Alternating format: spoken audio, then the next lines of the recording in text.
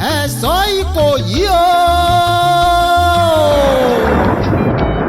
ẹ̀yin lọ́mọ adìlẹ̀ dogun ẹ̀yin ESO Ikoyi ọmọ agbọ̀n ọyùn ẹ̀yin lọ́mọ agbọ̀n ọyùn tí ò rí kúsá ọmọ aríkúyan gbẹ̀ǹdẹ́kẹ́. èmi Káyọ̀dé ọmọ Alaaye ń kí yín o. God bless you. gbogbo ẹ̀yin ilé Ológùdú ní Basẹ̀lẹ̀ fún Alaaye mo kí yín ní tẹ̀sọ́-tẹ̀sọ́ mo kí yín ní tológun nítorí ìran akin ni gbogbo yín nílé Ológùdú tí ń bẹ ní Basẹ̀.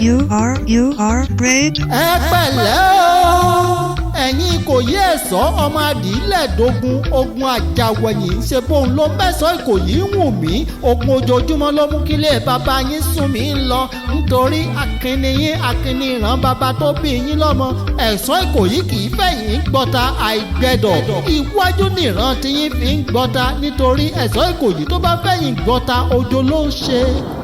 arọ ni ò wálé o. Great in battle. mo lárọ̀ ni ò wálé Oníkòyí ò sinmi ogun ẹ dákun tata ní jẹ́ ọmọ akú arápá níwájú ọmọ akú yányán ta ní jẹ́ afọ̀gànà níwájú ọmọ afọ̀rùlé àrùkù pàdé arúgbó ta ní òsàmọ̀ pé nǹkan kọ̀ ju nǹkan lọ. mo ní kíkó ESO wọn dábòrò àìkó ESO wọn dábòrò Ikoyi ESO ẹ̀yin lọ́mọ akúyakata fẹ́yẹmú jẹ ESO Ikoyi kì í jòkété ẹbọ ni wọ́n fi ń ṣe nílé bàbá tó bí yín lọ́mọ èrú wà nílé ESO Ikoyi ọmọ agbọ̀n ọyùn.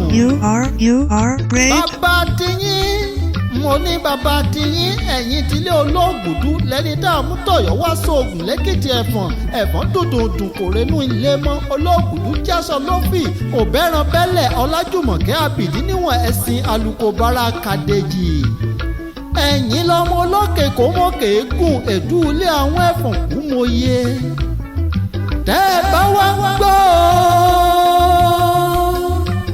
gbogbo ẹ̀yin Ikoyi ESO nílé Ológùdú lókè Ìbàṣẹ̀ Efon Alaaye èmi Káyọ̀dé ọmọ Alaaye ló ń ṣe yín pẹ̀lẹ́ èmi gan lọ́mọ ojú òbẹ́ nìkan sọ̀rẹ́ ẹni ejírí lè jí ń pa èmi lọ́mọ onígbàjẹ́jẹ́ ọ̀nà òlóró. ṣé bí òkè ńlẹ̀ mú rú sí òkè ńlọ̀gọ́mọ̀ ń yọ ọ lọ dàtí tòṣe òkè ní gbogbo wọn ó máa lọ ẹ dákun ẹ sàmí o kẹ́ ẹ sì gbé tó ẹ̀mí. God bless you.